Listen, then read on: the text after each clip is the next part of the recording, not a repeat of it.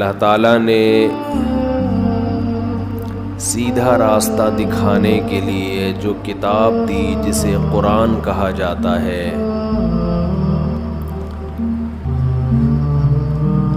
اس کے بارے میں اللہ نے فرمایا قُلْ فَأْتُوا بِكِتَابٍ مِّنْ عِندِ اللَّهِ هُوَ أَهْدَىٰ مِنْهُ مَا أَتَّبِعُهُ إِن كُنتُمْ صَادِقِينَ۔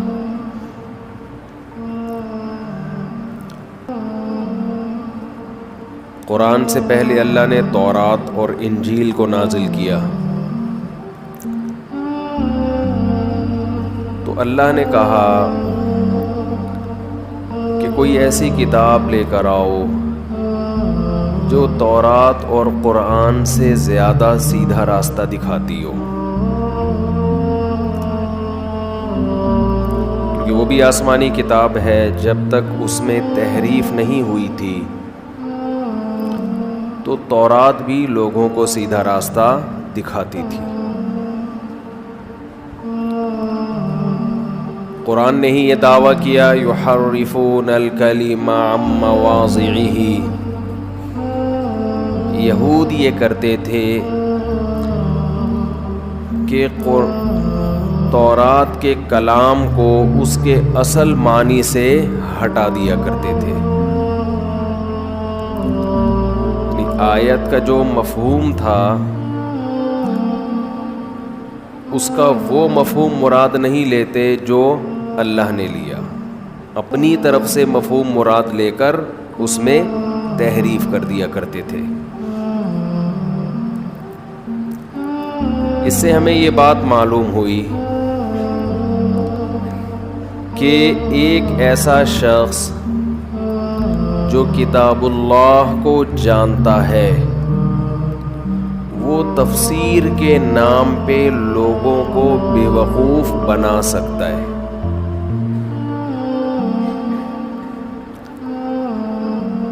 پتہ کیسے چلے گا کہ یہ بے وقوف بنا رہا ہے یا صحیح تفسیر کر رہا ہے؟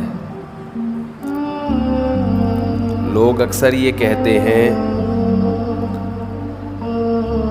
کہ ہمارے سامنے جب کوئی تفسیر بیان کرے گا ہم اپنی عقل سے سوچیں گے کہ یہ صحیح کہہ رہا ہے یا غلط۔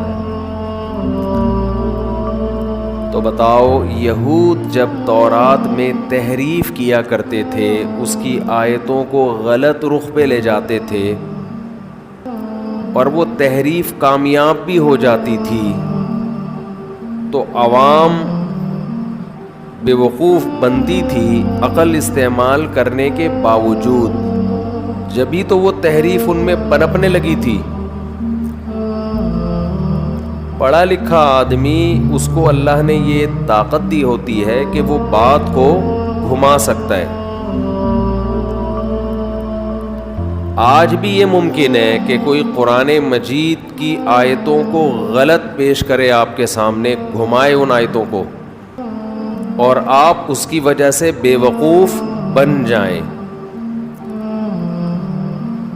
تو یہ پتہ کیسے چلے گا کہ یہ صحیح بات کر رہا ہے یا غلط؟ اس کے دو طریقے ہیں۔ ایک طریقہ تو یہ کہ آپ خود سے پراپر طریقے سے قرآن کا علم حاصل کریں۔ دوسرا طریقہ یہ ہے کہ آپ یہ دیکھیں کہ بیان کرنے والا جو تفسیر پیش کر رہا ہے وہ اسلاف سے میچ کرتی ہے یا نہیں کرتی، کوئی ایسی رائے تو نہیں لے کر آ رہا جو اسلاف کی رائے نہیں تھی۔ یہ تو خیر درمیان میں ایک بات آ گئی ایک علمی نکتے کی، اس لیے میں نے آپ کے سامنے پیش کر دی۔ آج بیان کا میرا یہ ٹاپک ہے نہیں، جو ٹاپک ہے میں اس پر آ رہا ہوں۔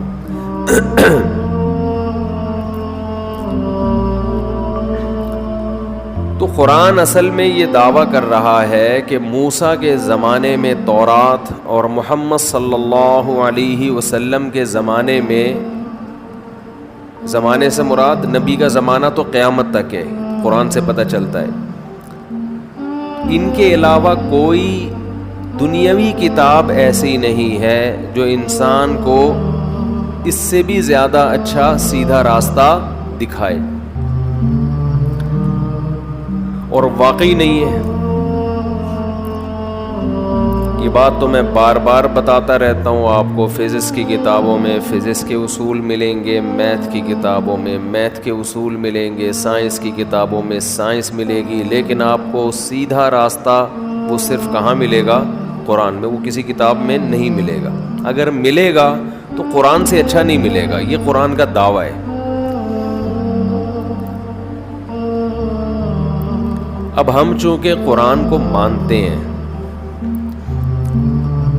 اس لیے ہمیں سیدھے راستے کو سمجھنے کے لیے وہ تمام باتوں کو فالو کرنا پڑے گا جو قرآن نے سیدھے راستے پہ چلنے والوں کے لیے بتائی ہیں، جو چلنا چاہتے ہیں۔ مختلف مقامات پر اللہ نے سیدھے راستے پہ چلنے والوں کی مختلف علامتیں بتائی ہیں، مختلف انداز سے، جن پر بیانات بھی بہت دفعہ ہو چکے ہیں۔ آج جو میں نے آیت پڑھی اس میں بھی اللہ تعالیٰ نے ان لوگوں کی صفات بیان کی ہیں جو اپنے آپ کو بیچ کے جنت خرید لیتے ہیں۔ بھائی ویڈیو نہ بنائیں، یہ لکھا ہوا ہے نا۔ سیدھے راستے پہ چلنے والوں کی ایک علامت یہ ہے کہ ایک دفعہ ان کو بتایا جائے تو بات سمجھ میں آ جاتی ہے۔ دیکھیں لکھا ہوا ہے کہ ویڈیو نہ بنائیں، پھر بھی بنا رہے ہوتے ہیں لوگ، جبکہ دیکھ بھی رہے ہیں۔ تو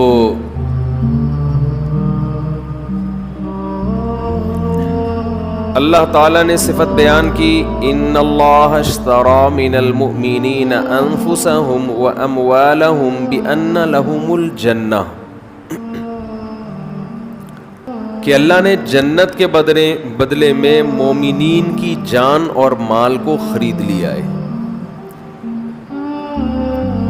یقاتلون فی سبیل اللہ، اب یہ اللہ کی راہ میں لڑتے ہیں۔ فیقتلون ویقتلون، جب جنگ ہوتی ہے اس میں قتل کرتے بھی ہیں اور قتل ہوتے بھی ہیں۔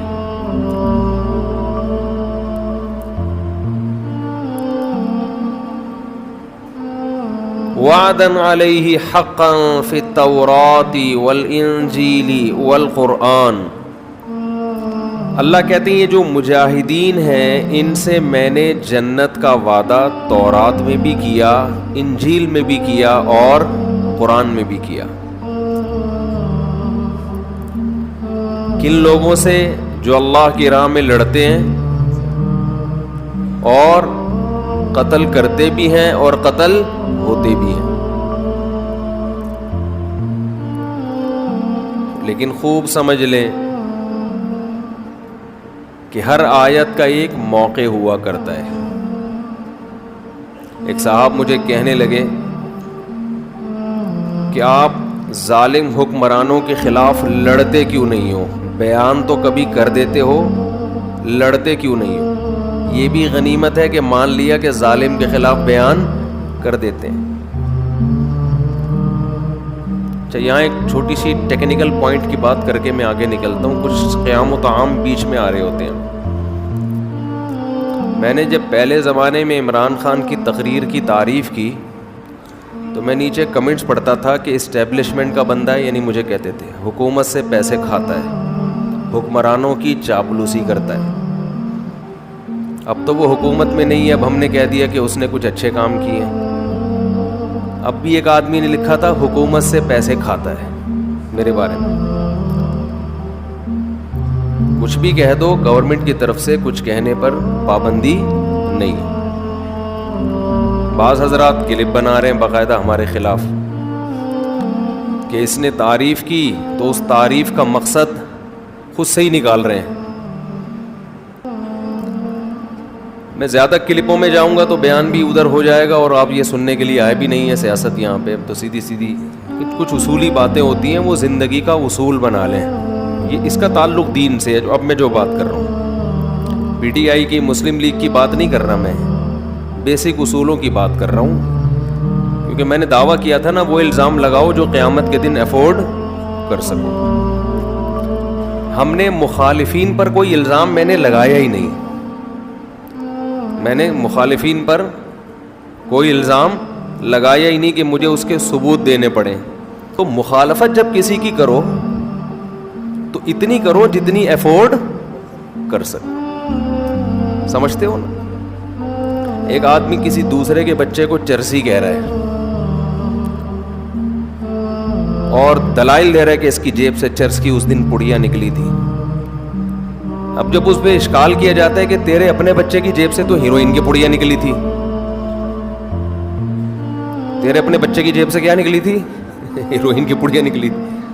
اس کی تعویلات کر رہا ہے کہ وہ تو کسی نے رکھ دی تھی. تو بھائی پھر وہاں بھی تعویل کر لو, ہو سکتا ہے وہ چرس بھی کسی نے رکھ دی ہو بدنام کرنے کے لیے. تو یہ جو سیاسی لوگ ہیں نا, سب کے سب اللہ ماشاء اللہ, اللہ کسی کو بچا لے, تو ان کے دوسروں کے لیے اصول کچھ اور ہوتے ہیں, اپنے لیے اصول کچھ اور ہوتے ہیں. اچھا, جب میں ایسے تبصرے کرتا ہوں تو نیچے لوگوں کے کمنٹس ہوتے ہیں, مفتی صاحب آپ کو سیاست کا پتہ کچھ ہے نہیں, آپ سیاست پہ بات کیوں کرتے ہو؟ سمجھتے ہیں نا؟ تو ہم اتنی بات کرتے ہیں جتنی افورڈ کر سکیں. پتہ ہمیں اس سے زیادہ ہوتا ہے, لیکن وہ ہم کرتے اس لیے نہیں ہے کہ وہ آپ افورڈ نہیں کر سکتے. سمجھ رہے ہیں نا؟ جو ہمیں پتہ ہوتا ہے نا وہ اس سے زیادہ آگے کا پتہ ہوتا ہے, لیکن ہمیں یہ پتہ ہوتا ہے کہ پبلک افورڈ نہیں کر پائے گی, تو ہر بات کہنے کی نہیں ہوتی. تو اس لیے کبھی بھی کسی پہ الزام لگاؤ, یہ سوچ لیا کرو کہ اس نے لگا دیا تو کیا ہوگا. وہ طوطے والی بات یاد رکھو نا, وہ طوطا نہیں تھا, کیا ہوا. ایک کسی کے گھر میں گیا تو طوطا کہہ رہا تھا کیا ہوا, اس کو یہ سکھایا ہوا تھا. دوسرا, علماء کا ایسا میسج دنیا کے سامنے کبھی نہیں جانا چاہیے کہ اگر کوئی داڑھی والا نبی کی بات کرے, واہ واہ, بغیر داڑھی والا کرے تو ہم اس کو غلط قرار دیں. اس سے جو لبرل لوگ ہیں نا, ان کی نظر میں یہ میسج جاتا ہے کہ یہ لوگ صرف داڑھی والوں کو دین کا ٹھیکیدار سمجھتے ہیں. اگر کوئی عام آدمی اللہ رسول کی بات کر لے تو وہ غلط ہے. یہ میسج جا رہا ہے پبلک میں, یہ گراؤنڈ ریئلٹی ہے. تو اس میسج کی نفی کرنا علماء کی ذمہ داری ہے یا نہیں ہے؟ اس لیے ہم یہ ٹاپک اچھالتے ہیں, اس لیے ہم یہ اس ٹاپک کو ممبر پہ بیان کر دیتے ہیں کہ آپ اپنی صفوں میں اعتدال پیدا کریں.